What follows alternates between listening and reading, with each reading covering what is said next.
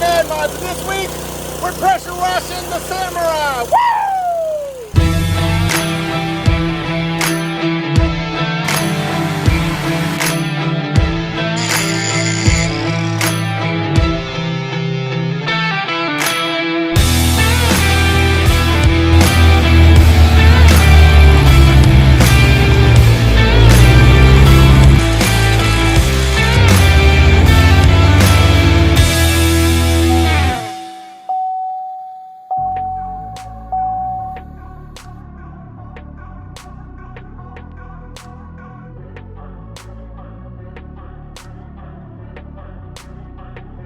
Kevin's doing what he does best, getting all that grease and grime out of the Samurai engine compartment. Clean now.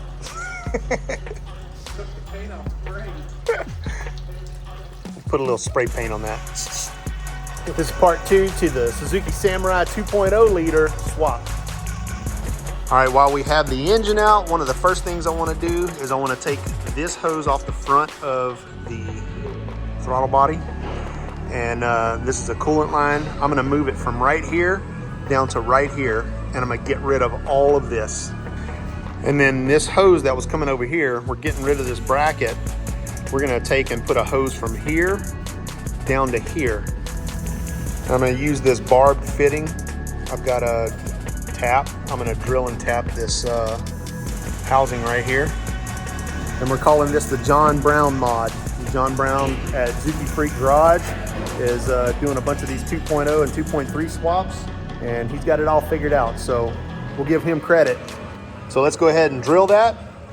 And here's the Dorman fitting that I'm using. There's the part number, and I'm using this tap right here.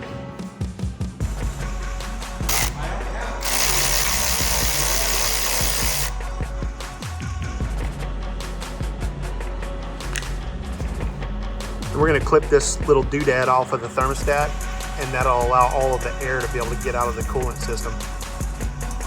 All right, so we're gonna wanna pop a hole in right here and thread this in there so we can reroute this coolant line that comes from here and goes around over here. I'm gonna try and come back as far as I can where I can still get some thread in there. Okay, I drilled a hole and I've got a tap.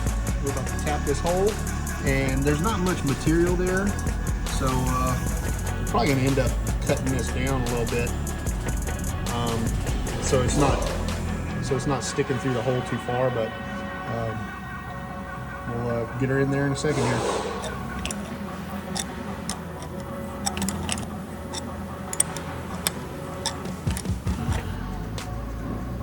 All right, we got that hole tapped.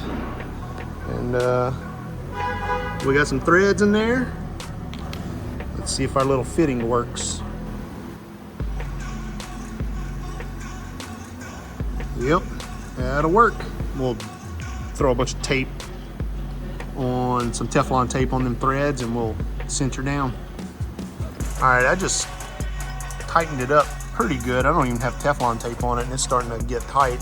And when you stick the thermostat in there, it's not even touching. So I don't think I'm gonna cut those threads. Just gonna leave it the way it is. It's clearing.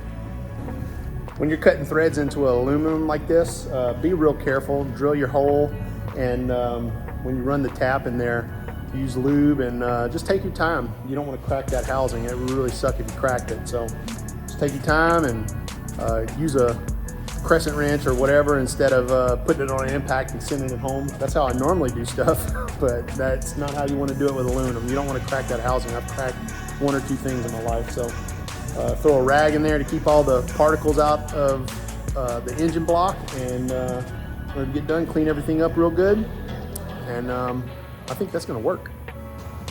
All right, we're Teflon taped. We're tightened down. Got my thermostat put back in. I'm gonna clip this little hoobie-doo off of there before we put it back together. Gotta put some sealant on there, and we'll slap her back together. So the whole point of doing this mod is so you can get rid of this hose that comes from over here, all of this. We're gonna end up sending this hose into this part, and then we're gonna get rid of all of this, and then we are gonna have a hose that comes from here to here. We're calling that the John Brown mod. I'm just gonna use this hose that was right here to go from here to here, down to this spigot down here. Okay, there's that hose. So I moved everything off of this bracket. I went from there down to that hole right there. And now I just need to get a long enough hose that'll go from here to here. Don't forget to clip your little Scooby-Doo out of there. I just use a pair of dikes. All right, so we took these hoses that were right here and we brought them over here, and we put, one of them was kind of a 90-degree bent. We put like a coupling in there, and we used the other hose right there. Pretty ingenious. Using what we got. Yeah. All right, one of the things that we got to do is go through the firewall, and so I got a measurement on this stock factory Suzuki grommet, and it's 2 1/4 inches. I got a 2 1/4 inch hole saw, and we've looked at the Samurai on the inside and where this little green wire is coming through. This is just a wire for the tack, so we'll pull this back through the hole and use that as a pilot hole, and we're going to drill a hole for that wiring harness. All right, we got our 2 1/4 inch hole. We're gonna start running this wiring harness. Okay, I did a 2 1/4 inch hole saw, and it wasn't quite big enough. So I took this little guy and I got it in there and kind of gave it a little bit of room. 2 1/2 inch hole saw is way too big. So I just 2 1/4 and just a little bit. So I guess we're gonna run that main harness across the back and come into the engine.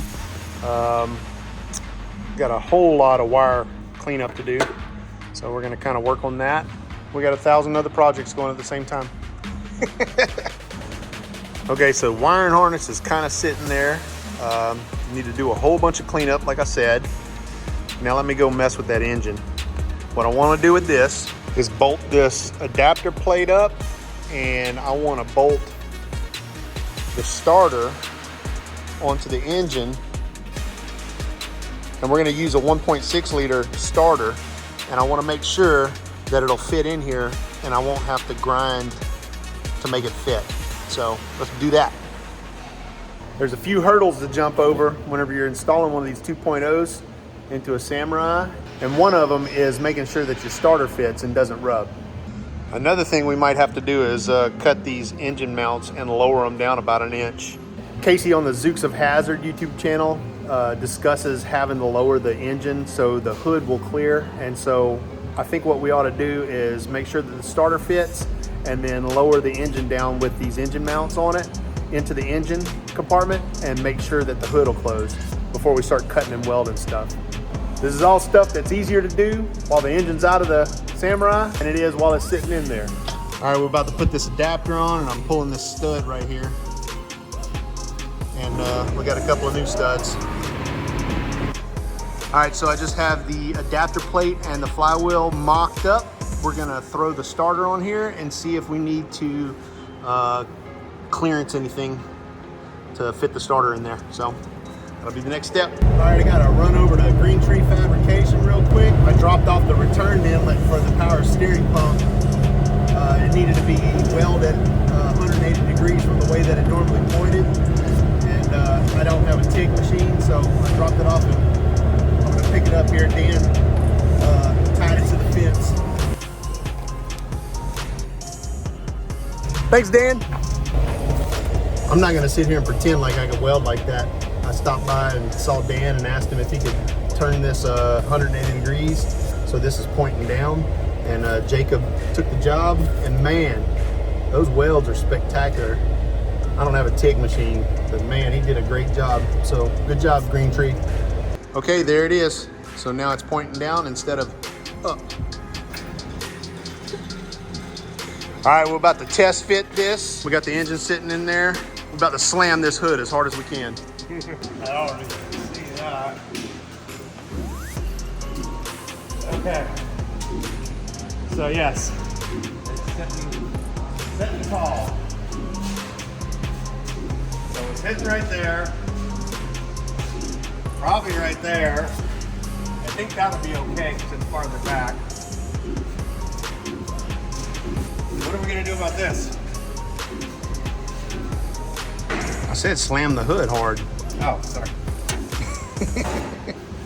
Chop this side rotor mount to tip it back straight since it's at an angle anyway. Maybe so. Well, we kind of got our answer.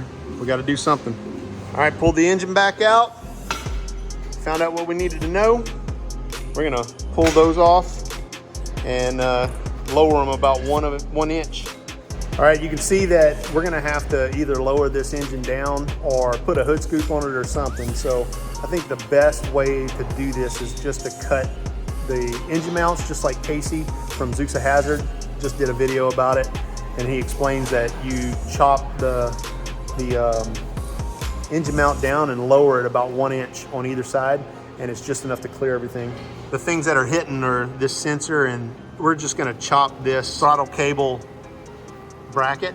We're gonna chop it because this was the kick down for the transmission and the other one's the throttle. So we're just gonna use one of them, and we'll probably use the bottom one, chop that off. And if this hose was a little lower, it would probably miss hitting the hood. So you can see the high point is that sensor. And that's some of the things you got to overcome to do this swap. All right, I'm looking at this starter, and it looks, I put a marker line right there on that piece. And then on the back side, I put a mark, and I'm just barely touching. Like, you can actually see light between there. So I'm just gonna take a grinder and just barely touch where that starter goes, just to make sure that I have enough room in there. This is the 1.6 liter starter. And so he tried the 2.0 starter, it would not fit at all. And so where I put those marks, that's where I'm gonna touch it with the grinder. All right, that's all I did. I just kind of touched that. I didn't get too crazy with it. The reason why I did that is because the 1.6 liter starter, it fits in there, but it's kind of touching. I don't want it to get worn out from not being quite engaged with the teeth over here. And you never know if she needs to ever replace a starter and she buys some aftermarket starter that's just a skosh bigger than a factory starter. We want that sucker to fit. So that's why I did it. You can kind of see that there's light between the starter and that block now. So we probably removed a couple thousandths. All right, that was one of the last hurdles. So as soon as we get those engine mounts cut down and re-welded, I think we'll be ready to go back in. I think I'm gonna end the video here, and maybe we'll do the install next week. So if you watched the video this far, there's a part 1, this is part 2. Thanks for watching my video. If you watched it to the end, leave a comment. Tell me what I'm doing wrong. Anyways, thanks for watching my video.